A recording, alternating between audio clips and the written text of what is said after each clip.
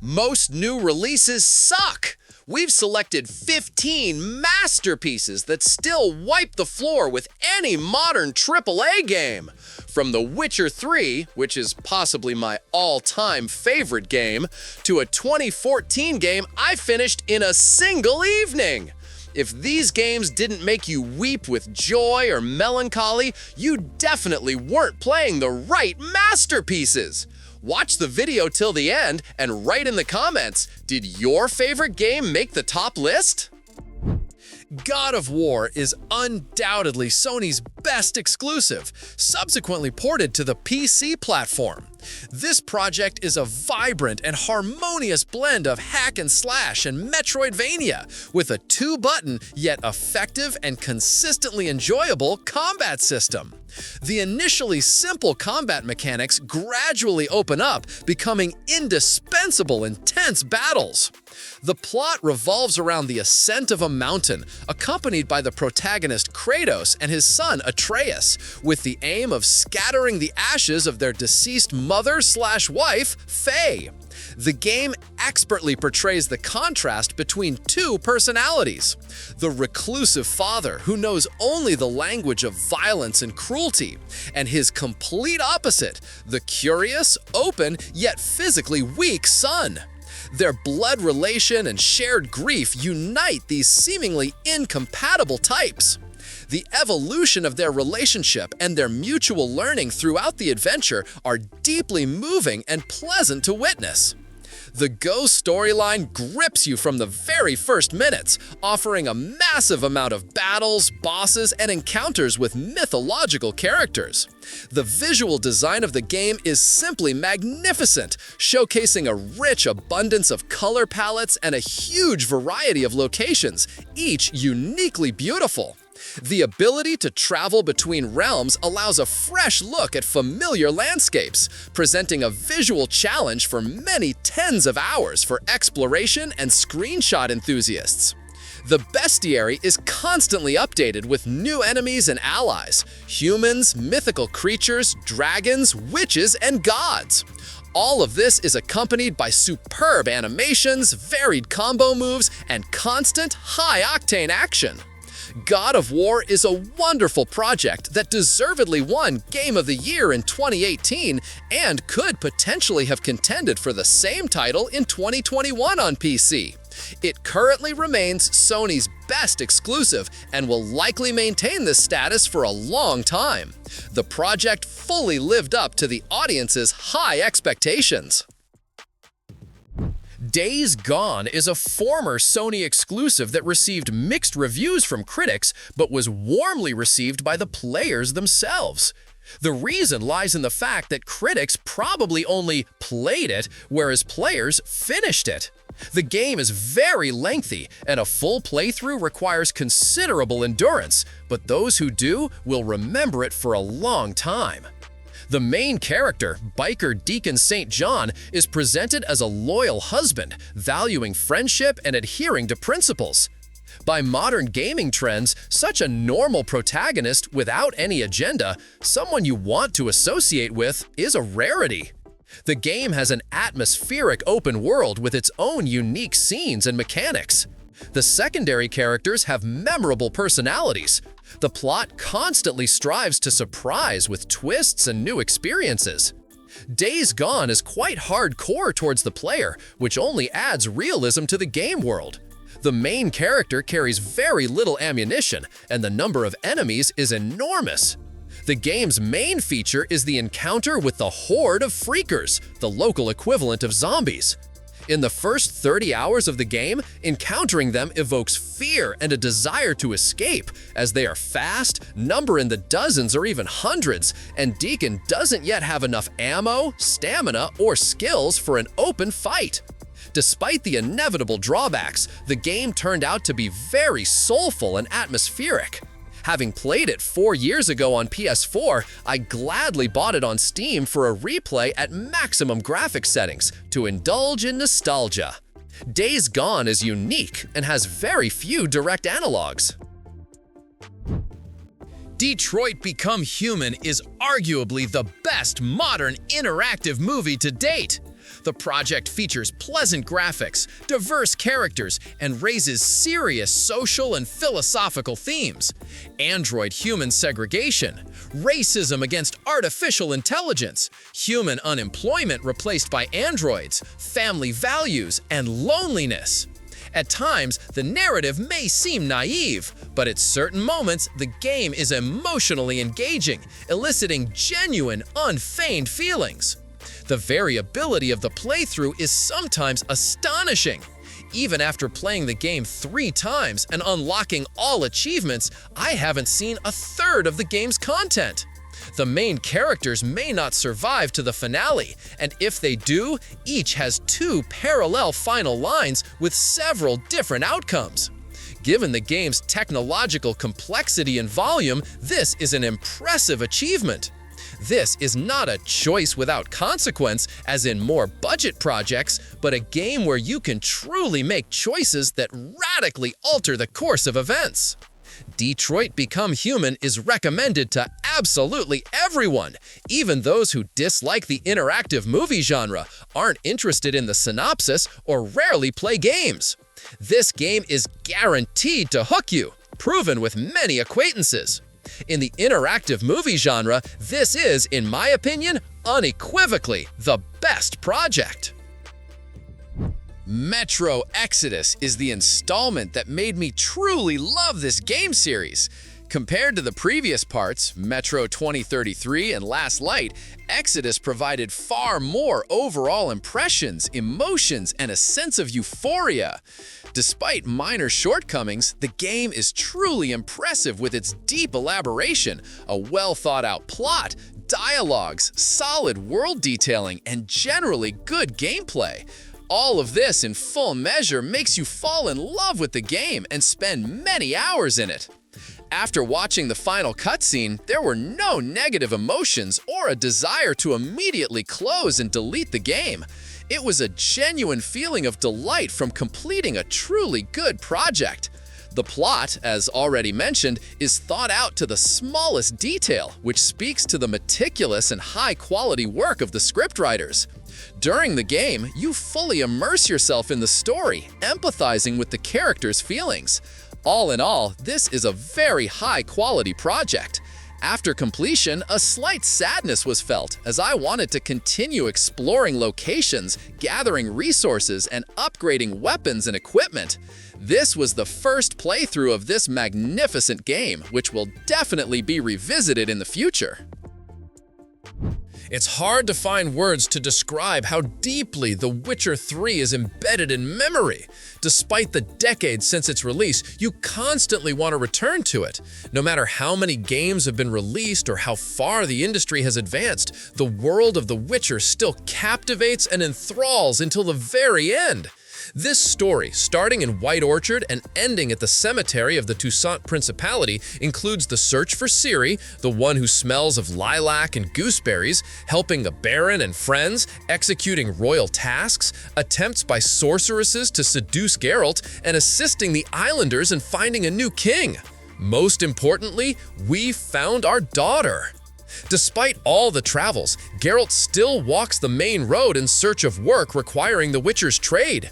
We have seen much and once again confirmed that not all men are human and not all monsters are monstrous. Every quest is unique and plunges you into the White Wolf's incredible adventures. The world's immersiveness is simply astonishing. Your actions affect Nilfgaard in one way or another. This encourages replays and confirms that there is not just one way out of a situation, and all of this influences the world. After nearly 250 hours, when every question mark has been cleared, the Grand Master armor stands on the racks, and Erendite is immortalized in its sheath, your adventure is over. All that remains is to drink Mandragora moonshine with an old friend, reminiscing about the journey completed. 3 platinum trophies on different platforms and 700 hours spent in this beautiful world only suggest that I have indeed finished this wonderful journey. Geralt and I are due a well-deserved rest and time to regain strength for the release of the 4th installment and the remake of the 1st. If you haven't played this game, you are missing out on a lot. You absolutely must play it. Ghost of Tsushima is a true masterpiece that is memorable from the first minute and stays in the heart for a long time. Sucker Punch managed to create a game that not only delights with its gameplay elements, but also immerses you in a world created with immense love for detail and respect for Japanese culture. The visual style and graphics are the first thing that catches the eye. The island of Tsushima literally comes alive. Every field of poppies, every forest path or snowy mountain looks like a work of art. From the change of seasons to the stunning sunsets, every frame deserves to be immortalized, at least as a desktop background.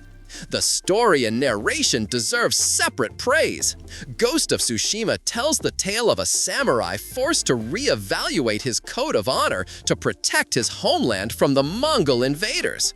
The authors masterfully balance tragedy, heroism, and the hero's internal conflicts, making the player empathize with every decision he makes.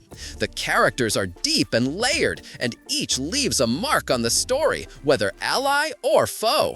The author's attention to cultural details should also be noted.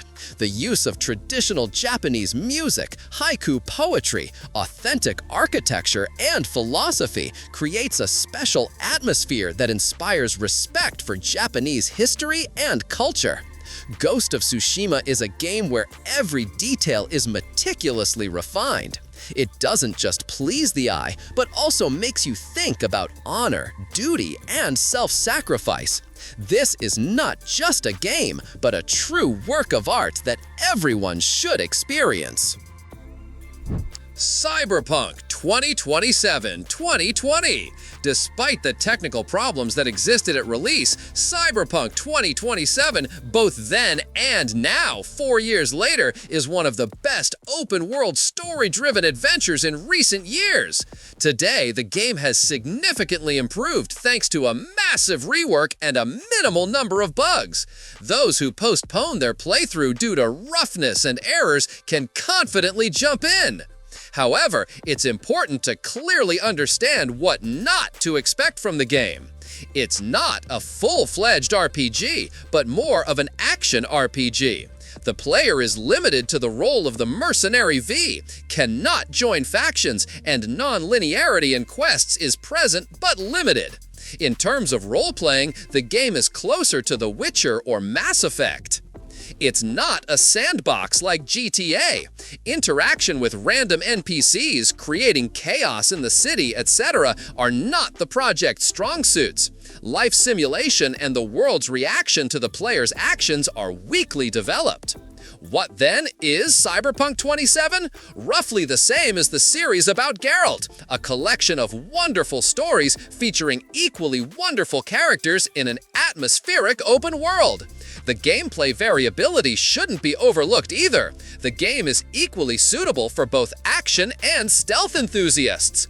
Thus, if you are looking for a large, story-oriented game in which you can fall in for 100 hours and you like this setting, Cyberpunk 27 is simply an excellent choice.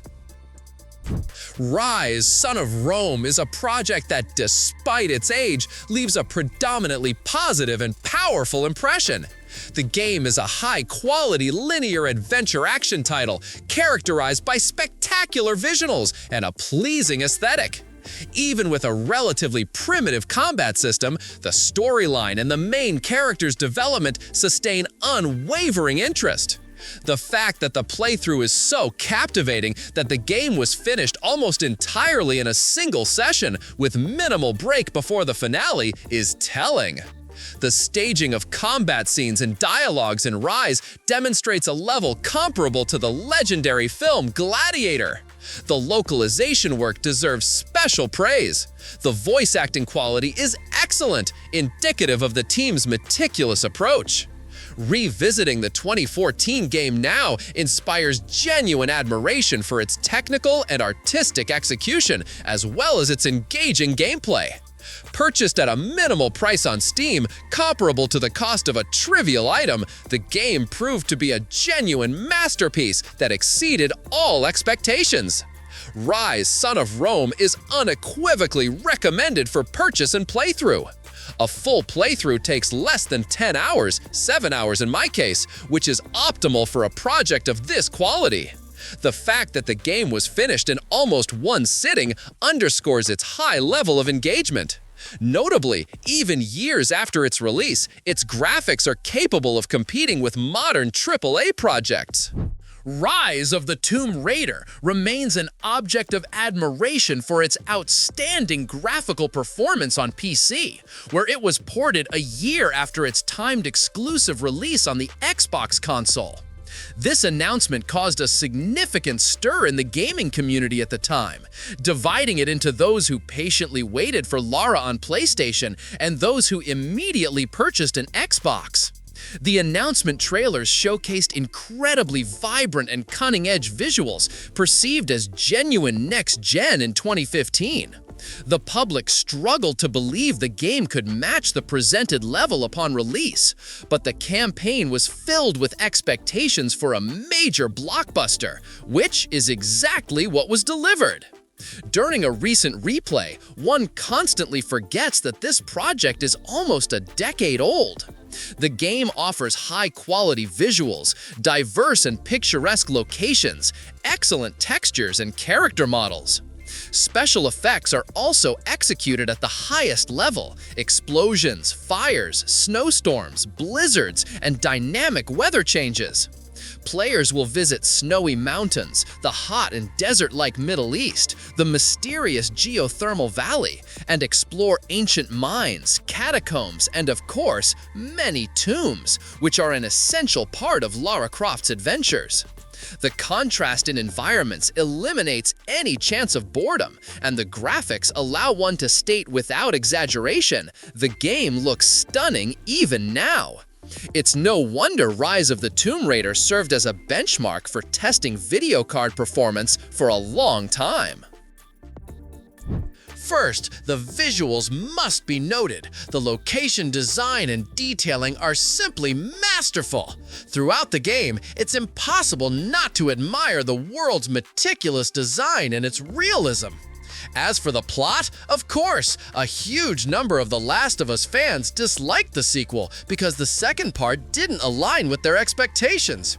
Unlike the first, this part concentrates attention not on the old beloved heroes, but on the situation as a whole, allowing the player to evaluate it objectively.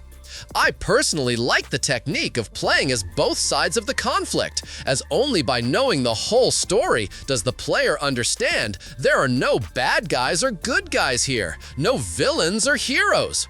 There is simply life, gray, unpredictable, and very unfair. The plot demonstrates the entire human essence from different sides, be it the blinding thirst for revenge, anger, and despair at the inability to fix the past and one's own mistakes. The game naturally leaves a bitter aftertaste upon completion, but it is by no means worse because of it. I perceive The Last of Us Part 2 as a work of art, not just a game. Essentially, you are in an art film where a deep, atmospheric drama of humanity is presented to you in game form. If you weren't moved by the game, play it again, ceasing to treat it as just a game. Before You, esteemed gamers, is a true masterpiece. It is regrettable to note that Batman Arkham Knight, released in 2015, is starting to age, although it feels like the release was very recent, which is alarming regarding the swift passage of time. Nevertheless, Batman Arkham Knight has visually stood the test of time with honor. Its exceptional detail allows it to be placed on par with modern gaming projects. The graphics in the game are a genuine marvel. If it were released now, it would be easily believable. Everything in the game is executed at the highest level. The detailing of the city, the environment, the rain effects, the drops running down Batman's cape, the character detail, and the astonishing draw distance. The developers did a colossal job almost 10 years ago, making a quantum leap in graphics development. The gothic and dark atmosphere of Gotham is conveyed and felt with exceptional quality. While modern gamers might be impressed by 8K resolution with ray tracing, Lumen, Niagara, and Unreal Engine 5, Batman Arkham Knight without these technologies still amazes even the most graphics-critical people. The game has been played on various platforms, and it looked stunning everywhere. Even on the PS4, it maintains a respectable appearance. Owners of older hardware are strongly advised to try this project, as its visual component is guaranteed to pleasantly surprise. It Takes Two is a charming and unique game that, despite its recent release, evokes a nostalgic feeling of returning to childhood, a world of warmth, coziness, and endearing children's fantasies where toys came to life and a small room seemed like a huge whole world. The reverence with which the developers approached embodying this feeling is entirely commendable. Against the backdrop of repetitive shooters, multi-hour open-world grindfests, and online games reliant on microtransactions, It Takes Two feels like a breath of fresh air, or more accurately, a juicy caramel milkshake. The industry clearly lacks expensive and well-executed projects with such a childlike atmosphere that are also loved by adult gamers, similar to classics like Chicken Little, Shrek, or Shark Tale. It Takes Two fits perfectly into this category. Among modern analogs, perhaps only SpongeBob comes to mind, confirming the audience's acute yearning for such games. The plot tells the story of a married couple on the brink of divorce, whose conflict only their little daughter wants to stop. Thanks to the girl's miraculous tears, the parents are magically transformed into dolls. A thrilling adventure begins with the goal of returning to their physical bodies and, more importantly, rekindling the warmth and love in their relationship. It Takes Two is not just a cute platformer, it's a concentrate of diverse fun, carefree spirit, and emotional comfort. I highly recommend this game. It's guaranteed to melt the heart of even the most emotionally reserved player. In the 48 hours spent in Baldur's Gate 3, the feeling of a genuine adventure has never left me. Everything in this game is crafted by human hands. Abandoned chapels, caves, lush forests, everything looks stunning. The world is enticing. Mysteries and the unknown await everywhere. There is so much here that it wouldn't fit into a large book. Please, let this become the new standard in the gaming industry, or rather, the new old standard.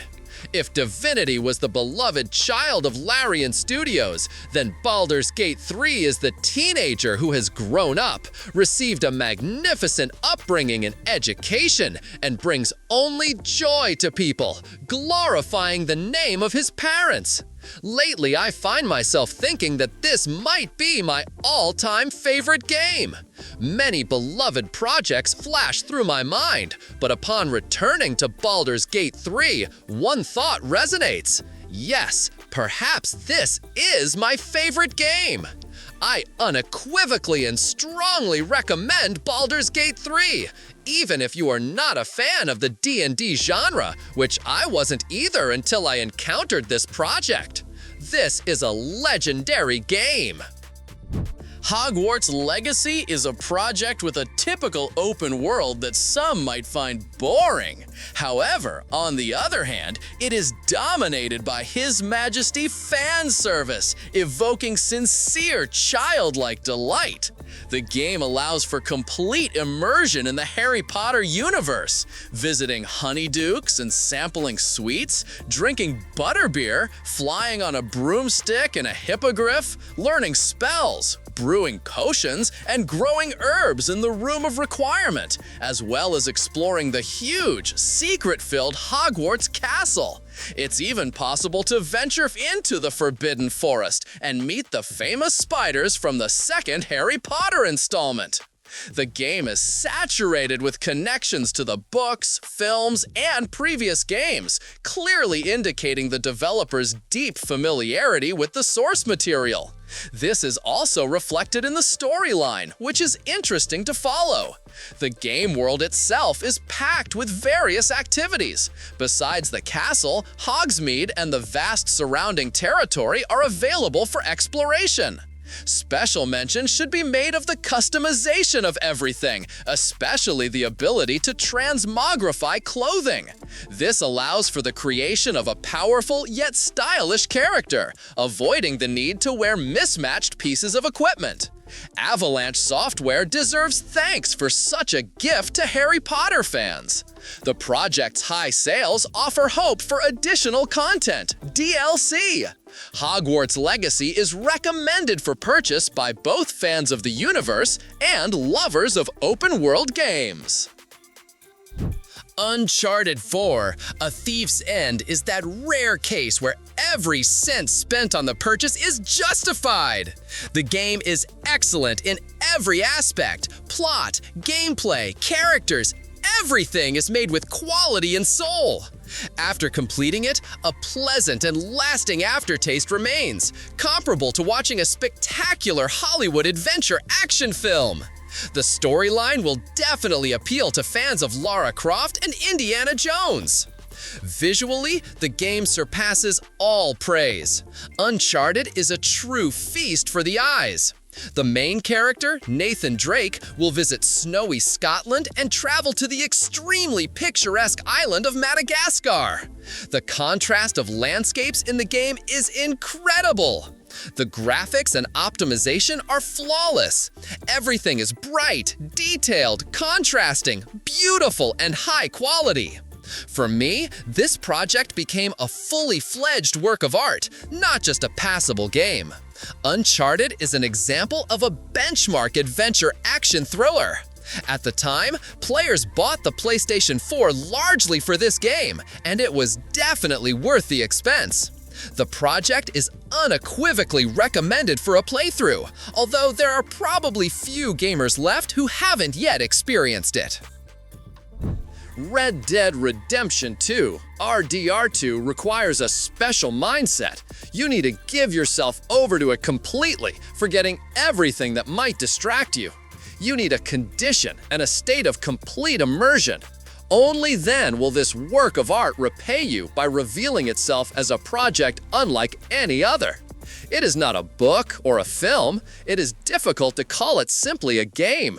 It is an interactive, immersive, all-consuming work of art.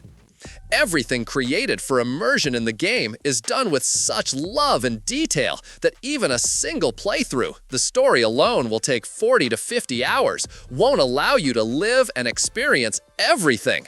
The main character is one of the most, if not the most, meticulously developed in the history of video games. The plot and script are captivatingly well developed. The characters are deep, each with their own backstory and tragic fate. The graphics and art design are beyond all praise. I haven't seen such a beautiful picture in any other game. The open world is incredibly beautiful and vast. This is one of the most moving, captivating, and heartbreaking stories ever told in video games. You will remember it, believe me. It will make you contemplate many things, plunge you into a soft melancholy, and perhaps even bring you to tears. This story must be lived alongside Arthur Morgan, a character to whom it is impossible to remain indifferent. Red Dead Redemption takes its rightful place on my shelf of favorite games, alongside The Witcher 3 and Baldur's Gate 3. This game is the game of the decade.